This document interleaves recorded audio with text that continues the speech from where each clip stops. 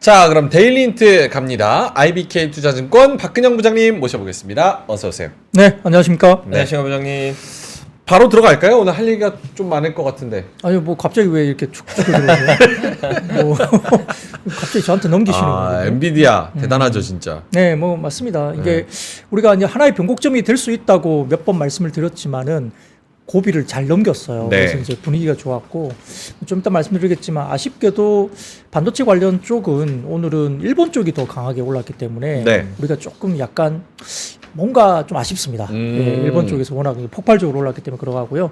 뭐 국내도 일단 그래도 긍정적으로 좀 작용하지 않을까 생각이 들고 그리고 이제 남아 있는 것들이 이제 몇 가지 더 있죠. PC라든지 뭐 좀 있기 때문에 그리고 사실 다음 주 월요일 날 26일 날 밸류 프로그램 이슈가 있어서 있죠. 뭐 하나의 또 산을 또 넘어가야 되는 또 얼마만큼 시장을 좀 만족시켜 줄 수 있는 내용이 나올까 이 부분이 또 변곡점이 될 수 있어서 지켜볼 필요는 있겠습니다. 근데 그런 생각도 들어요. 엔비디아 서프라이즈에 한번 젖어버린 도파민이 밸류업이 요 도파민을 또 충족시킬 수 있을까? 쉽지 않습니다. 쉽지 않죠. 근데 만약에 밸류업까지 와 이렇게까지 한다고 서프라이즈 나오면 와 그냥 도파민 파티. 엄청나죠. 네, 알겠습니다. 오늘 또 준비해 주신 게 역시나 반도체, 방산 그리고 원전, AI, 손해보험 뭐 이렇게 준비를 해 주셔서 하나하나 차근차근 디테일하게 한번 가보도록 하겠습니다. 일단은 시장 동향부터 먼저 짚어주실까요? 네, 코스피는 18포인트 상승 출발 보였는데요. 엔비디아 등의 실적 호조세에 시간의 급등이 나왔고요. 이 영향 때문에 국내 증시는 갭상승 출발했습니다. 근데 외국인들이 아침에는 현선물 매도 출발로 다소 좀 매도가 바로 나와버리니까 상승폭이 축소됐거든요. 다만 이제 기관은 양시장 현물 매수 출발하면서 시장을 다소 좀 지지하는 모습이 보이기도 했습니다.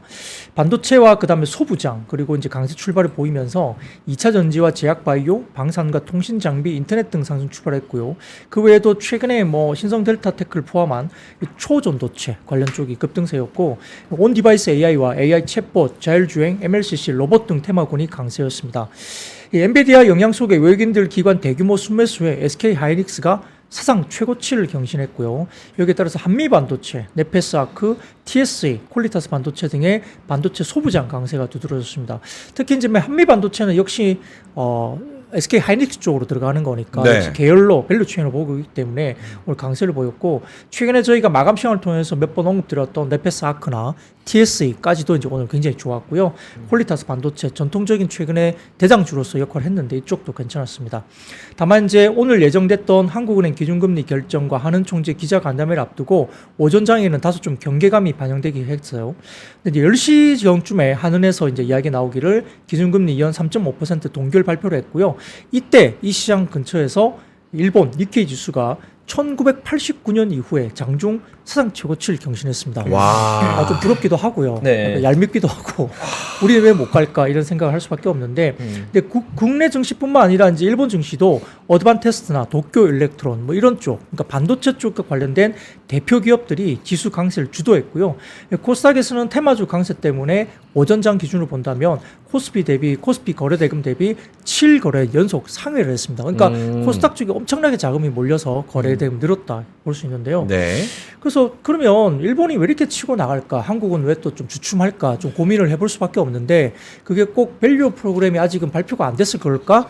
라고 이제 고민을 하던 중에 이 다올투자증권에서 올려주신 콘트 자료가 있는데요. 네. 첫 번째 사진 보여주시면 일본과 한국의 비교표이거든요. 네. 좀 올려주세요. 자료를. 수출과 네.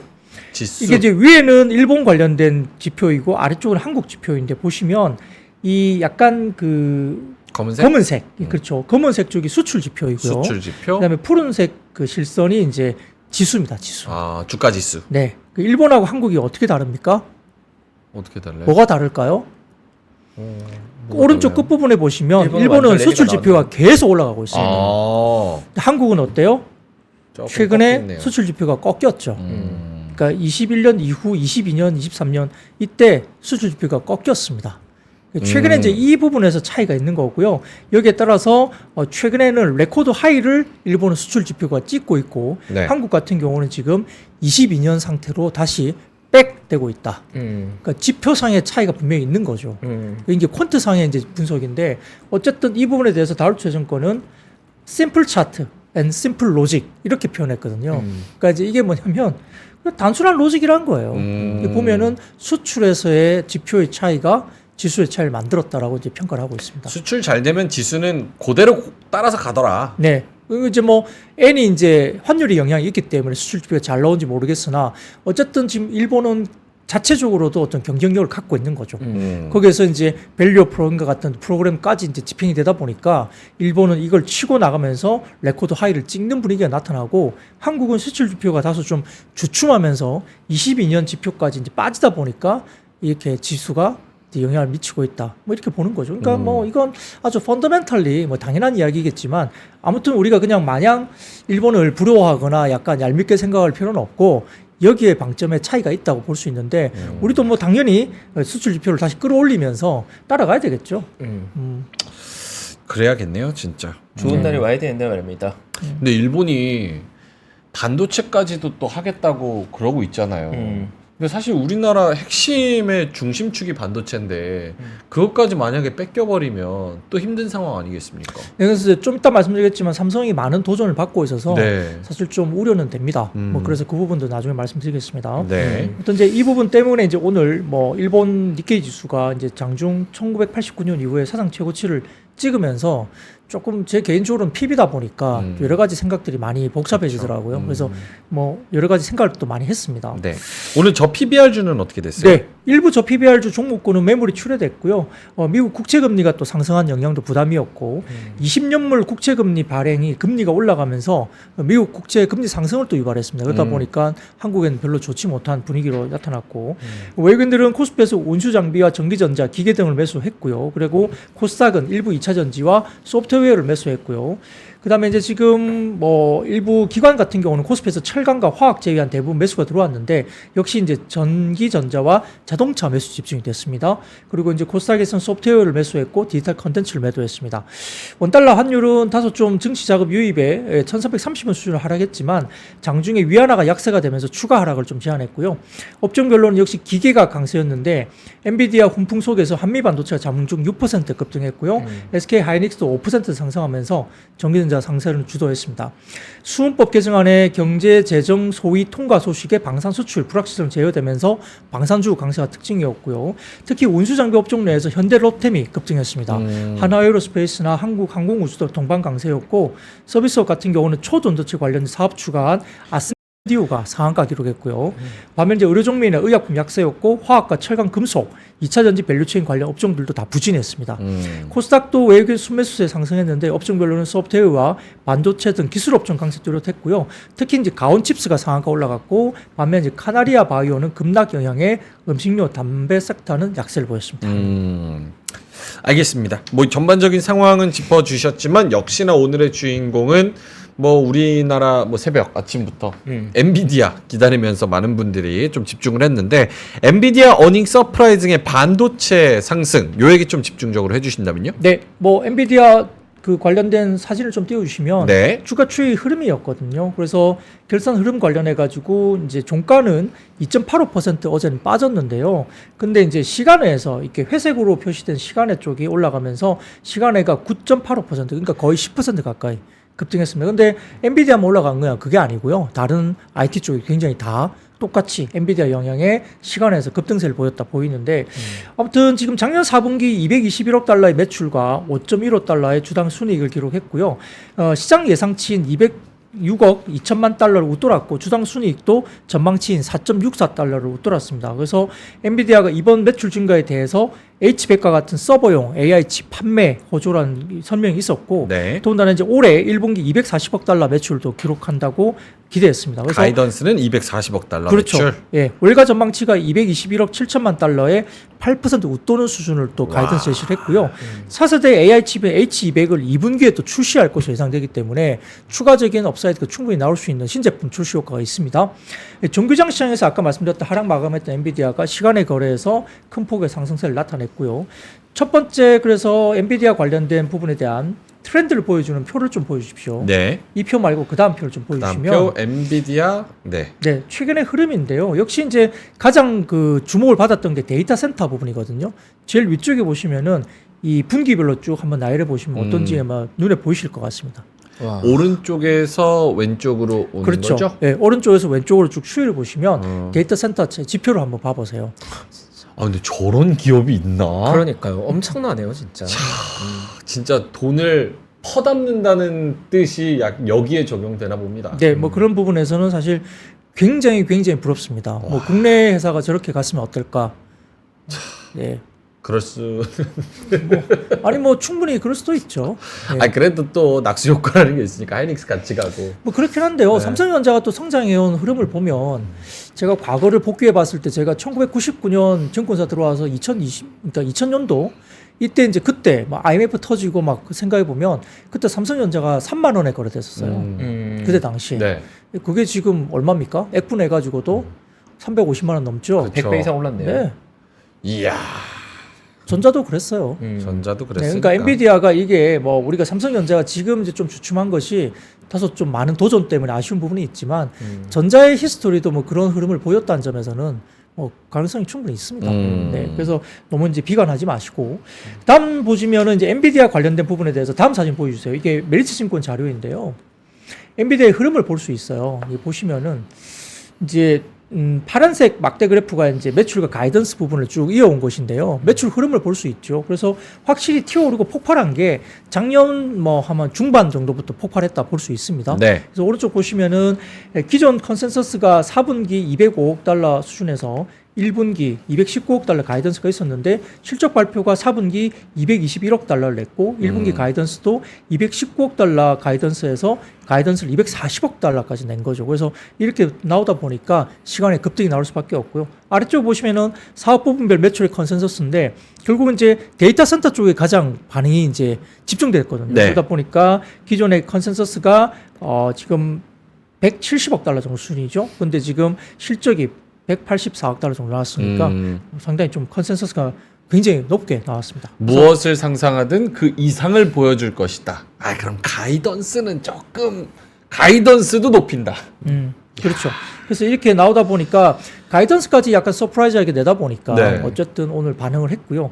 인상적인 부분이 뭐가 있냐면 아까 말씀하셨듯이 젠슨 황이 AI 산업이 티핑 포인트에 도달했다 이렇게 말했습니다. 그러니까 소위 말하는 티핑 포인트는 뭐죠?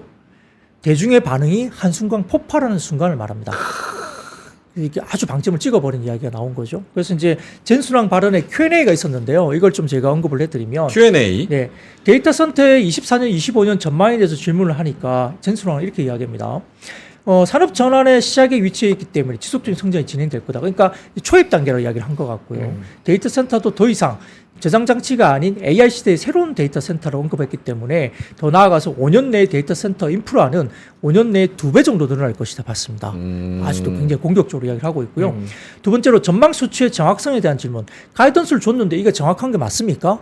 우리가 믿어도 되는 겁니까? 물어봤더니 엔비디아가 전망을 발표한 수치는 자기 스스로 약한 전망에 기초해서 발표하고 있다. 이것도 낮게 잡은 거야. 네, 굉장히 보수적으로 잡은 거야 이야기를 한 거예요. 그래서 그렇기 때문에 대부분의 전망은 과소평가되어 있는 전망이라고 발표했습니다. 더군다나 세 번째, 제품 수요와 공급에 대한 질문을 하니까 제품 수요는 거의 모든 곳에서 예고되고 있고요. 이 여파로 수요가 공급을 크게 상회하고 있지만 공급 개선을 위한 노력도 지속하고 있고 물론 이제 공급 제약은 한 번에 개설될 수가 없기 때문에 1년 내내 공급 제약이 지속될 것을 전망했기 때문에 그러면 이제 가격은 굉장히 높게 형성되겠죠. 그리고 제품 공급은 고객의 욕구에 맞춰서 공정하게 진행 중에 있다라고 말씀했습니다. 그리고 이제 마지막으로 중국 질문 관련된 질문을 하니까 네. 4분기는 사실 중국을 빼놓고도 너무 서프라이즈했잖아요. 네. 그렇기 때문에 중국 관련 질문을 하니까 기본적으로 신규 제품에 대한 대중국 판매는 미국의 제재로 불가능하지만 샘플링을 제공하는 데 최선을 다하고 있고요. 이러한 샘플링 제공으로 향후 중국에서 경쟁 가능하다고 주장했고 더불어서 중국에 대한 판매는 언제든지 미국의 규정에 따라 중단될 수 있다고 말은 했습니다. 근데 4분기 실적 보면 중국이 그렇게 영향 안 미쳤잖아요. 근데 실적 엄청나게 좋게 나왔죠. 그러니까 사실 중국을 빼고라도 충분히 팔 수 있다. 그리고 사실 중국도 이 중국 역 외에서 어떻게든 물량을 확보를 할 거예요. 구하려고 하죠. 네, 그렇기 때문에 다른 나라를 통해서 중국들이 많이 또 살 수도 있기 때문에 이건 좀 다른 이야기일 수 있다. 뭐 이렇게 봅니다. 그래서 오히려 규제가 있어서 프라이싱 파워가 더 올라가는 그런 효과도 분명히 있을 거예요. 더 비싸게 팔고 더 많은 구하려는 그런 수요 때문에 가격이 안 죽는, 마진이 더 많이 남는 이런 것도 있을 것 같아요. 네, 그래서 일부 지금 이야기가 엔비디아 쪽에 리드 타임이 좀 줄어들어서 이게 좀 그러면 피크아웃 아니야? 이런 말을 하는 이야기도 좀 있거든요. 네. 근데 새로 나올 H200인가 이것들이 이 성능이 예를 들어서 뭐 2배 정도 올라간다고 한다면 가격은 그만큼 안 올라가거든요. 그래서 H200 쪽으로 수요가 예약 수요가 많이 늘어나다 보니까 H100이나 이쪽에 리드 타임이 확 줄어든 것이다. 이렇게 평가를 하고 있습니다. 아, 그런 효과도 있군요. 네, 그렇기 때문에 이게 피크아웃을 보기엔 좀 어렵다는 거죠. 그래서 갑자기 리드 타임이 엄청나게 줄어들었다. 뭐 몇십 주 기다려야 된다는 게 뭐 몇 주 내로 이제 좀 많이 줄어들었다. 이런 이야기 나오면서 네. 그러면 공급이 원활하게 진행되면 수요가 뭐 있다 하더라도 가격이 꺾이거나 피크아웃다 뭐 이런 이야기가 돌았잖아요. 근데 거기에 대한 논리는 그렇다. 그러니까 H200이나 이런 것도 2분기에 나온다고 하는데 신제품이 분명히 나올 텐데 거기에 대한 예약 수요를 많이 걸어놓고 근데 이제 어떤 기능이나 이런 부분들은 한 2배 정도 좋아지는데 예. 가격은 그만큼 오르지 않는다. 물론 가격이 올라가지만 기능만큼의 가격이 올라가지 않으니까 수요가 예약 수요로 그쪽으로 좀 몰리면서 네. 기존의 H100이나 이쪽에 리드 타임이 줄었다. 이렇게 분석을 하고 있거든요. 근데 모두가 다 박수 칠 때 같이 박수 치는 건 3%가 아닙니다. 그렇죠? 그래서 약간 의심의 눈초리 혹은 리스크 혹은 약점이라고 볼 수 있는 것들이 있을까라고 한번 생각을 해보고 싶은데 사실 찾기는 쉽지 않은 것 같은데 어떠세요? 뭐 그게 역시 이제 컨스피러시인데 네. 뭐 그럼에도 불구하고 경계는 해야 되죠. 그러니까 너무 이제 장밋빛이 지금 만연하잖아요. 근데 이제 어떤 변수는 우리가 예측하지 못한 이야기가 나올 수가 있기 때문에 항상 경계는 필요하고 왜냐하면 그게 이제 주가가 초입 단계, 상승 초입 단계라면 우리가 그렇게까지 경계할 필요가 없겠지만은 어쨌든 단기적으로 관련 주식들이 엔비디아도 마찬가지고 뭐 AMD 같은 경우는 여전히 비싸다고 이야기되고 있고요. 엔비디아가 아직까지는 밸류에이션 부분에서 뭐 밴드 저점에 아직은 있기 때문에 싸다고 볼 수는 있는데 그래서 엔비디아는 아직은 괜찮다고 말을 할 수는 있지만 근데 이제 우리가 생각하지 못한 변수는 여전히 항상 이렇게 튀어나올 수 있다는 점은 경계를 해야 됩니다. 그래서 모든 게 지금 장밋빛이거든요. 모든 게. 그리고 이제 종목들도 우리나라 소부장도 꽤 뭐 PER 40배, 50배 뭐 반도체 관련된 것들이 많이 올라와 있잖아요. 네. 일부 종목들이. 그리고 지난번에 제가 한번 말씀드렸지만은 최근에 반도체 코스닥 반도체 소부장이 PER 밸류가 18배 평균 정도 올라왔다. 이게 직전에 밴드 고점 다 깨고 올라온 밴드까지 올라와 있거든요. 그러면 이제 물론 이제 그게 후공정과 전공정을 나누어서 봤을 때 후공정의 프리미엄이 너무 붙어 있고 전공정 오르지 못했다. 근데 평균 잡으면 18배인데 그래도 밴드 상단을 깨고 이미 이제 많이 올라와 있는 거죠. 상승폭을 굉장히 올려놨어요. 그렇기 때문에 약간의 어떤 균열이나 어떤 변수가 나오면 역시 두드려 맞을 개연성도 분명히 있는 자리이기 때문에 경계는 해야 됩니다. 근데 그렇다고 해서 나오지 않은 변수를 가지고 너무 처음부터 음모론적으로 뭐 안 좋을 수 있다, 뭐 이게 피크다 이렇게 먼저 논하기에는 뭐 그것도 좀 아니다. 추세를 따라가야 된다 생각은 들고요. 다만 이제 좀 전에 말씀드렸지만 삼성전자는 조금 아직까지는 조금 우울하다 이렇게 말씀을 좀 드리고 싶은데 이제 그 말씀을 좀 이어서 드리겠습니다. 요 파고 형님한테 혹시나 리스크나 혹 약점이나 조심해야 되는 점 혹시나 있으면 생각보다 빠르게 인공지능 반도체로 세대 교체가 진행되다 보니까 문제는 기술적으로 아직까지는 엔비디아의 독점 시장에 가깝거든요. 그렇죠. 전 세계의 수요자가 다 엔비디아만 부르짖고 있는데 만약 이제 이게 약간 레드오션화 되면 이제 또 이게 약간 난장판이 될 것 같거든요. 그럼 분명히. 시간이 좀 지나야겠네. 그것도. 네, 근데 생각보다도 반도체 플레이어들이 변화하는 속도가 너무 빠르다 보니까 엔비디아 아마 경쟁자들이 잠재적인 경쟁을 지금 굉장히 많이 잘하고 있는 것 같아요. 왜냐하면 이건 너무 엄청난 시장을 독점하고 있잖아요. 근데 그런 기술적인 균열이 아마도 제고의 변곡점을 만드는 이벤트가 아닐까. 그리고 아마 성장 전망치나 이것들이 좀 변하긴 할 것 같거든요. 알겠습니다. 아까 삼성전자 말씀을 해 주셔서 삼성전자, 인텔 뭐 이런 거까지 이어서 한번 가볼까요? 네, 그래서 삼성전자가 여러 가지 도전을 받으면서 네. 하이닉스는 오늘 5% 급등인데 삼성전자는 사실은 뭐 거의 오르지 못하고 그러니까 아직도 좀 우울하잖아요. 그래서 이제 이 부분을 말씀드리겠는데 자, 첫 번째 이제 관련된 로이터 통신 자료를 헤드라인 가져와 봤는데 이 삼성이 좀 못 가는 이유가 또 있죠. 이게 왜냐하면 인텔 이슈가 좀 있습니다. 인텔. 네, 로이터 통신 자료를 좀 띄워주시면 네. 첫 파운드리 행사를 개최했습니다. 그래서 인텔 파운드리 서비스라 해가지고 IFS 2024가 개최됐는데 이 사티나 나델라 마이크로소프트 CEO가 그는 샘 올트만 오픈 AI CEO도 참석을 여기에 했다고 합니다. 그래서 꿈의 공정으로 불리는 1.4나노미터 초미세 공정 이게 27년도에 도입을 하겠다 선언을 했고요. 그리고 27년 파운드리 세계 2위를 차지할 것이다. 이 엄청나게 삼성전자 쪽은 위협적입니다. 그리고 이제 겔싱어 CEO가 인텔은 파운드리 사업에서 전례 없는 기회를 맞은 상황이라고 이야기를 하면서 1.8나노급 관련된 18A 공정 그 첫 고객으로 마이크로소프트가 됐다. 그 연내 1.8나노급 양산 시작이 되고 기존의 100억 달러 수준에서 150억 달러로 파운드리 수주 규모가 늘어난 것으로 파악된다 이게 언급이 됐어요. 그러다 보니까 이 인텔이 1.4나노 파운드리를 치고 나갔다는 언급이 되게 많았어요. 그러면 사실 삼성전자 입장에서는 뭐 SK 하이닉스는 파운드리가 없기 때문에 그렇죠. 삼성전자는 좀 머리가 아프죠. 그래서 다음 사진 보시면 인텔의 파운드리 프로세스 로드맵인데요. 굉장히 공격적입니다. 24년, 25년 넘어가면서 상당히 좀 빠르게 램프업이 될 수 있는 내부적인 이렇게 로드맵을 갖고 있거든요. 근데 이렇게 정말 어떤 게 될지 모르겠으나 모르죠. 이게 정말 인텔이 이렇게 따라와 버리면 삼성전자는 또 HBM에서 좀 처지고 파운드리까지도 좀 이렇게 처지는 뭐 처진다는 건 좀 그런데 도전을 받게 되는 그런 모습이기 때문에 좀 이래저래 삼성전자는 조금 지금 굉장히 머릿속이 좀 복잡할 상황이 놓여 있다 이렇게 볼 수도 있습니다. 삼성전자가 자기네들 내부적으로도 뭐 고민하고 여러 어려움을 겪고 있는 것도 있겠지만 미국 정부랑 미국 기업들이 지네끼리 끌어주고 밀어주고 저렇게 다 해먹으려고 아예 그냥 판 짜서 나와버리는데 삼성이 뭐 별 수 있어요? 불편한 부분이 많이 있죠. 지네끼리 해먹겠다는데 어쨌든 삼성도 여러 가지 그런 어려움들을 헤쳐나와서 지금까지 왔으니까 또 요것도 현명하게 네. 헤쳐나가겠죠. 그 이제 삼성전자의 기회가 만약에 이제 주문형 뭐 AI나 이런 것들 네. 칩이 나오게 되면 또 좀 맞춰줄 수 있는 건 있잖아요. 그래서 이제 뭐 지금 다른 쪽도 엔비디아를 좀 탈피하자. 오픈 AI도 지금 엔비디아를 탈피하고 싶어 하잖아요. 왜냐하면 칩 확보에 너무 힘드니까 그쪽에 너무 쏠리면 가격도 계속적으로 높게 줘야 될 것 같고 그러니까 이제 다변화하기 위해서 다른 쪽의 칩을 확보하기 위해서 뭐 주문형 칩이나 이런 쪽으로 다변화할 가능성이 높죠.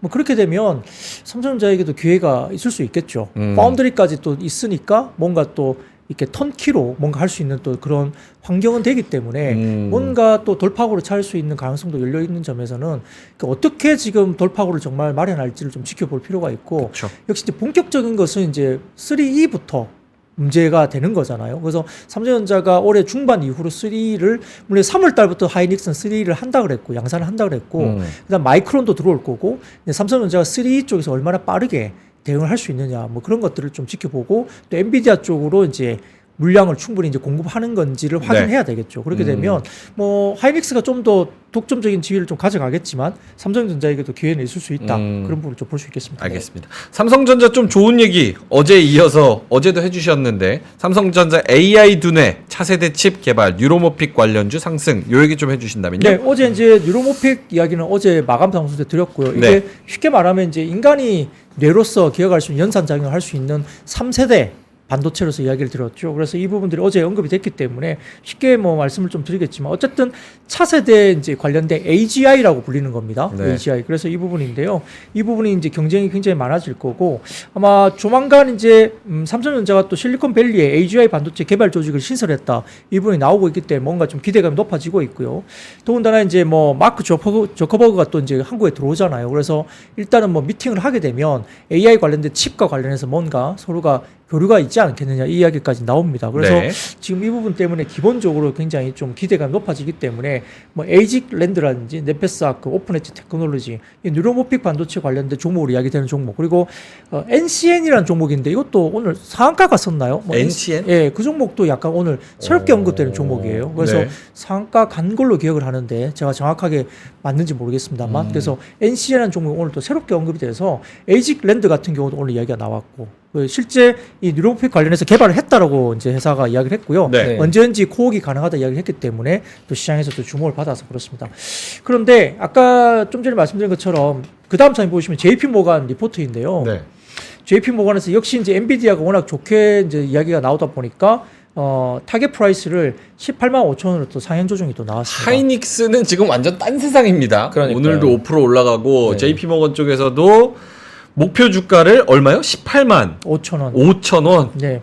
종전에는 17만 5천 원이었는데 12월 크리스마스에 정한 목표 주가를 또 한 번 올려서 아니네요. 예전에 목표 주가 17만 5천 원, 지금은 18만 5천 원. 네, 뭐 전반적으로 같이 이제 목표 주가를 올라가게 만드는 분위기가 엔비디아 쪽에서 통해서 국내 이제 반도체 쪽도 영향을 미치고 있다 보이는 거고요. 이제 SK증권에서 이제 반도체 관련해서 역시 이제 2분기에 올해 2분기에 HBM 눈높이가 추가 상향될 것이다. 오늘 또 리포트를 냈거든요. 그래서 아마 25년 HBM 물량을 이제 논의하기 시작할 건데 당연히 그러겠죠. 24년은 이제 완판했으니까요. 그래서 아마 2분기부터 25년 HBM 물량을 논의를 할 건데 HBM3 최종 퀄 테스트 통과가 될 것이냐 그리고 초기 수율이 확인돼야만이 물량 관련된 협의가 가능할 것이다. 봤고요. 서플라이 체인 관련해서 굉장히 이제 지금 중요하게 보는데 이와 관련해서 역시 대형주는 SK 하이닉스를 유지를 하고요. 중소형주를 SK증권에서는 후공정 관련주로서 이오테크닉스와 PSK 홀딩스와 테크인 그다음에 STI 이런 종목들을 중소형주에서 탑픽으로 꼽았습니다. SK 하이닉스는 잘 나가고 있다는 거 역시 날아가고 있습니다. 엔비디아와 함께 같이 옆에서 이제 날개 위에 탑승해서 같이 가고 있는 그런 상황이라는 거. 알겠습니다. 반도체 관련해서 쭉 말씀을 잘 해주신 것 같고요. 네. 다른 쪽으로 눈을 좀 돌려볼게요. 방산 상승인데 수출입은행법 개정안 국회 소위가 통과됐다는 소식이 들리면서 방산이 오늘 또 불을 뿜었습니다. 네, 뭐 하루 이틀 전에 이 관련된 이슈가 좀 있었습니다만 그 한국수출입은행의 법전 자본금 한도를 현행 15조 원에서 25조 원으로 늘리는 수출입은행법 이게 수은법이라고 그러는데요. 개정안이 전일 국회 기획재정위원회에서 경제재정 소위를 통과했습니다. 그래서 이게 이야기되면 결국은 이제 자금 여력이 부족하다는 문제점이 지적됐기 때문에 방산주가 좀 쉬었는데 이걸 좀 해결을 한 거죠. 그래서 기본적으로 폴란드 정부와 맺은 방산 계약의 경우에 17조 원 규모의 1차 계약 때 이미 금융지원 한도를 다 채웠기 때문에 30조 원 규모의 2차 계약을 위해서는 이제 추가적인 한도를 늘리는 필요가 있었죠. 그래서 이게 아마 이야기되면서 23일 기재위 전체 회의를 상정되고 법사위 심사를 거쳐서 29일 본회의에서 처리될 전망인데 아마 가능성이 높게 당연히 처리될 것으로 보입니다. 그래서 여기에다가 정부가 올해 안으로 미국과 방산 시장을 상호 개방하는 한미 국방 상호 조달 협정을 체결하기로 했다 발표가 됐습니다.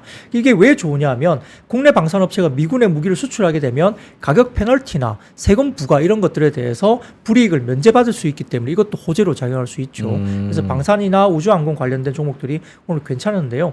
메리츠증권에서 이제 오늘 이 관련해 갖고 리포트를 냈는데 이렇게 언급을 하고 있습니다. 이번에 이제 개정을 통해서 수출입은행 폴란드에 추가적인 4조 원 정도의 신용 공유가 가능하다고 보는데요. 1차 계약과 마찬가지로 무역보험공사와 함께 금융지원 시 총 8조 원 정도가 이제 폴란드로 대출이 가능하다고 평가를 했는데 현재 폴란드랑 잔여 계약은 약 29조 원 정도가 남아 있다고 평가를 했습니다. 현대로템 20조 원, 하나에어로스페이스 9조 원 정도를 받고요. 1차 계약에서 폴란드가 요구했던 금융지원 수준의 7, 8% 수준으로 이제 고려한다면 이번 개정을 통해서 진행 가능한 폴란드양 잔여 계약은 한 11에서 12조 원 정도까지 폴란드가 추가적으로 남아있다 봤고요. 폴란드양 K9 2-1차 그리고 이미 체결이 됐는데 실질적인 잔여 한도는 약 8.5조 원 수준 정도로 봤습니다. 그래서 이런 부분이 된다면 정권 교체 이후에 이제 잔여 계약 불발의 가능성이 계속 언급이 됐잖아요. 그러니까 정권 교체가 되면서 안 할 수도 있다, 협정 체결을 뭐 이렇게 무시할 수 있다 이야기 나왔는데 사실은 현실적인 여건상 전량 취소 가능성은 매우 희박하다 이렇게 평가를 했고요. 이 수원법 개정을 통해서 폴란드랑 2-1차 잔여 계약 협상이 진행될 수 있고 그다음에 여러 가지 부분에서는 개정을 통해서 단기적으로 폴란드 이외 국가도 열릴 수 있기 때문에 중장기적으로 방위산업의 전반적인 수혜가 충분히 가능하다라고 긍정적인 평가를 내놓았습니다. 궁금한 게 하나 있는데 이거는 모르실 가능성이 매우 높습니다. 뭐 대답을 안 하셔도 되고 지금 수출은행법 요게 우리가 물건 팔고 그 나라한테 돈 빌려주고 그거를 다시 우리한테 가져와서 너네 돈 빌렸으니까 요거 갚아 이렇게 되는 거잖아요. 그렇죠? 근데 왜 굳이 돈이 한번 돌아야 되는지도 궁금해요. 그러니까 그냥 장부에 적어놓고 나중에 천천히 너네가 갚아. 어차피 천천히 갚을 거잖아요. 그렇잖아요. 근데 왜 돈이 한번 이렇게 싹 돌아야 되는 걸까? 그게 무슨 차이가 있을까? 이게 좀 궁금하긴 한데. 몰라요. 이상하잖아요. 그럼 방산 관련된 뭐 이상훈 부장님 부르셔가지고 여쭤보면 되는데, 근데 이제 그런 것들 때문에 일부 이제 아마 인도네시아였나 어디 네네. 이렇게 물건 나갔는데 대금을 못 받아가지고 닭으로 줬잖아요. 예, 뭐 그렇게 뭐 이야기도 닭고기로. 막 있었잖아요. 네. 그래서 그 부분도 말씀하신 게 저도 좀 궁금하긴 해요. 왜 이렇게 한번 돈을 돌리지? 네. 뭐 그러니까 물건 주고 그러면 이제 그쪽에서 뭔가 줄 게 채무가 있는 거잖아요. 그럼 채무를 그대로 달아놓고 팔아놓으면 되지. 뭐 언제까지 갚는다든지 아니면 뭐 만약에 안 되면 뭐 석유로 갖다 준다든지 그렇죠. 뭐 이렇게 해야 되는 거 아닙니까? 그러니까 그런 것들이 있는데 이렇게 돈을 대출을 해서 뭔가 한번 돌려야 되나 그거는 저도 구조적으로는 정확하게 잘 모르겠습니다. 근데 그거는 이제 관련된 전문 애널리스트를 한번 부르셔서 한번 말씀을 듣는 게 좋겠습니다. 알겠습니다. 혹시나 채팅창에 아시는 분은 대충이나마 좀 적어주시면 한번 참고가 될 것 같고요. 근데 이게 이럴 수 있어요. 왜냐하면 방위산업업체에게는 돈이 가야 되잖아요.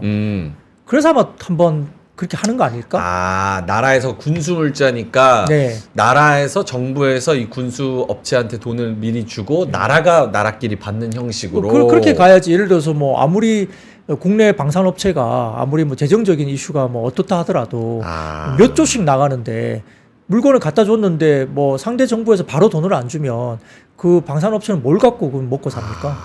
제가 그냥 쉽게 생각하면 그렇지 않을까? 그러면 이제 그 대금을 갖다가 뭐 그 방산업체에다가 줘야 되잖아요. 맞네요. 네. 이 파빌러스님께서 방산 제품 제조 원가가 비싸서 업체에 돈이 먼저 들어가야 된다. 말씀하신 거랑 네. 일맥상통하게. 그 계약을 하면 그때부터 만들거나 뭐 이럴 수도 있는 거잖아요. 그러니까 돈이 어쨌든 뭔가 들어가야지 만들어지는 거죠. 맞네. 8조짜리를 어떻게 만듭니까? 지금 뭐 현금을 8조를 갖고 있지 않잖아요. 그렇네. 업체들이. 오케이. 그렇지 않을까? 그냥 그 상식적으로 생각해 보면 근데 그 외에 다른 이유가 또 있을 수는 모르겠지만 일단 기본적으로 생각해 보면 그렇겠죠. 그렇겠네요. 네.